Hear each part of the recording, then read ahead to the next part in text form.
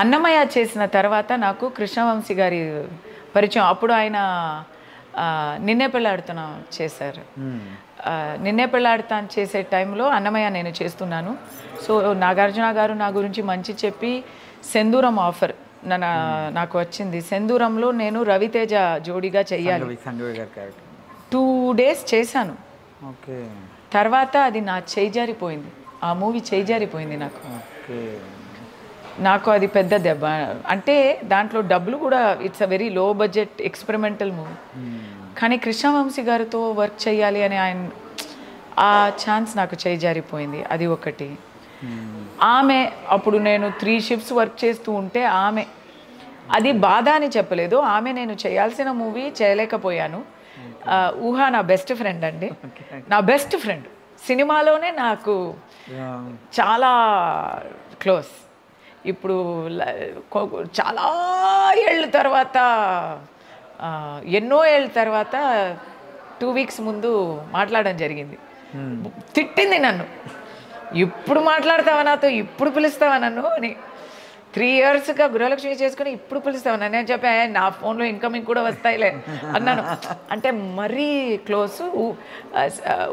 ఉమా ఊహ అయింది ఆమెతోనే. ఆమె పిక్చర్ వల్లనే తనకి పెద్ద ఒక అందస్తు వచ్చింది అండ్ లవ్ కూడా వచ్చింది, మంచి ఫ్యామిలీ లైఫ్ కూడా దొరికింది.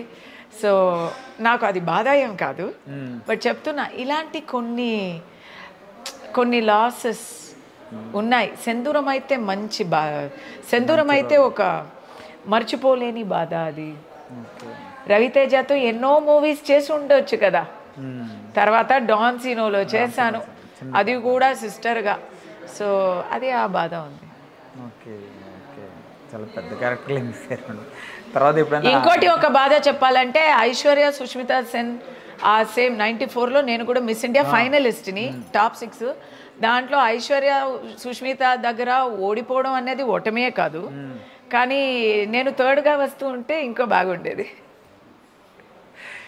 కాదు మేడం. అంటే తెలుగు మూవీస్ ఏంటంటే, యాక్చువల్గా తెలుగు మూవీస్లో మీకు ప్రతిదీ ఇద్దరిద్దరు, ఐ మీన్ ఇంకొక హీరోయిన్ ఉన్న క్యారెక్టర్లు ఎక్కువ వచ్చినాయి కానీ ఇద్దరు. అవును, డబుల్ హీరోయిన్ చాలా చేశాను, సౌందర్య గారితో, రమ్యాకృష్ణ గారితో. సో ఎక్కువ అవే వచ్చినాయి కదా మీకు సోలోగా కంటే కూడా. ఎప్పుడన్నా బాధ అనిపించుకుంటాను అప్పుడు బాధపట్టే వయసు లేదు, చాలా busy. Daily we're working in a movie. అలాంటి ఈగోస్, ఇలాంటి క్యాల్కులేషన్స్ అప్పుడు చేసుకోలేదండి. చేసుంటే కెరియర్కి బాగుంటుందో ఏమో అని ఇప్పుడు అనిపిస్తుంది, కానీ పర్లేదండి, ఏం పర్లేదు. నేను ఒక మాట చెప్పనా, ఎంతోమంది హీరోయిన్స్, అంటే ఎవరిని నేను ఇది తక్కువగా చెప్పలేదు, కానీ నా అలవాటు కదా ముఖసూటిగా చెప్పడం. అలా నేను ఏదైనా కొంచెం ప్రాక్టికల్గా స్ట్రైట్ ఫార్వర్డ్గా తీసుకుంటాను. సో ఒక మాట చెప్పాలంటే, ఇప్పుడు నేను సినిమాలో 8 years చేశాను, తర్వాత పెళ్లి చేసుకుని వెళ్ళిపోయాను. 15 years నేను పనే చేయలేదు. అది అడగాలి కదా. సినిమా వదిలి వెళ్ళిపోవడం అనేది ఒక పెద్ద లోటు. ఎందుకంటే నాకు సినిమాలో మ్యాక్సిమం మంచి ఎక్స్పీరియన్సెస్ దొరికినాయి, గౌరవమే దొరికింది. నాతో కొలీగ్స్ కూడా నాతో చాలా బెస్ట్గా ఇంటరాక్ట్ అయ్యేవాళ్ళు. అంటే సినిమాలో ఎందుకు చెప్తున్నానంటే, సినిమాలో మూవీ ఇండస్ట్రీ గురించి బయట వాళ్ళు, ఇండస్ట్రీ వాళ్ళు కాదు, ఇప్పుడు మీరు ఇన్సైడర్, మీకు మా రిలేషన్షిప్స్ ఎలా ఒక ఫ్యామిలీ లాగా మనం పని చేస్తున్నాము అనేది మీకు తెలుసు.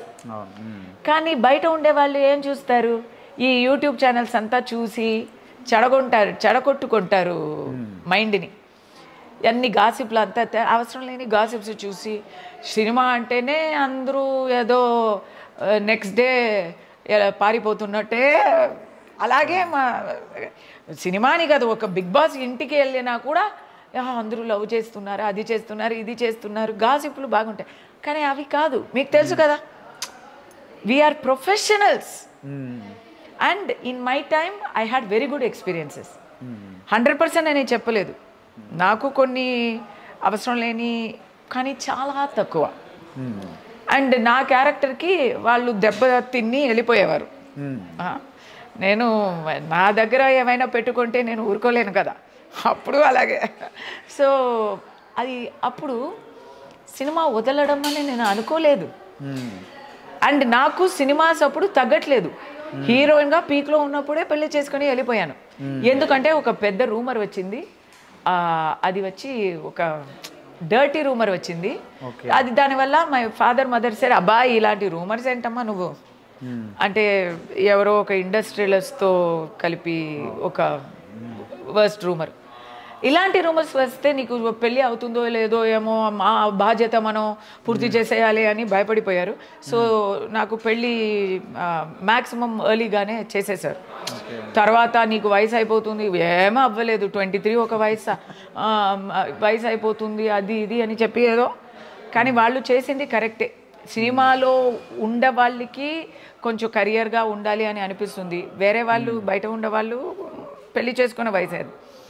సో అది ఒక లోటుగా నేను ఆలోచిస్తున్నాను ఇప్పుడు. అయ్యో ఎన్ని ఆఫర్స్ వచ్చినాయి, మనం చేయలేకపోతున్నాం. మంచి మంచి ఆఫర్స్ వచ్చాయి, నేను చేయలేకపోతున్నాను అని నేను ఆలోచిస్తాను. కానీ ఒక మాట చెప్పనా,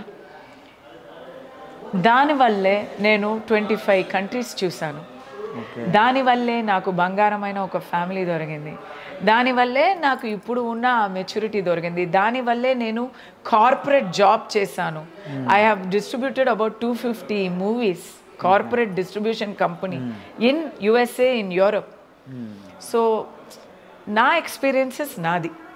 ఇంకో మాట ఏంటంటే, నాతో వచ్చేవాళ్ళు, నా క్యాడర్లో నా టైంలో వచ్చేవాళ్ళు ఏం చేస్తున్నారు అని చూస్తే, నేను చేసిందే వాళ్ళు కొన్ని రోజుల తర్వాత వాళ్ళు చేశారు, కొన్ని ఏళ్ళ తర్వాత వాళ్ళు చేశారు.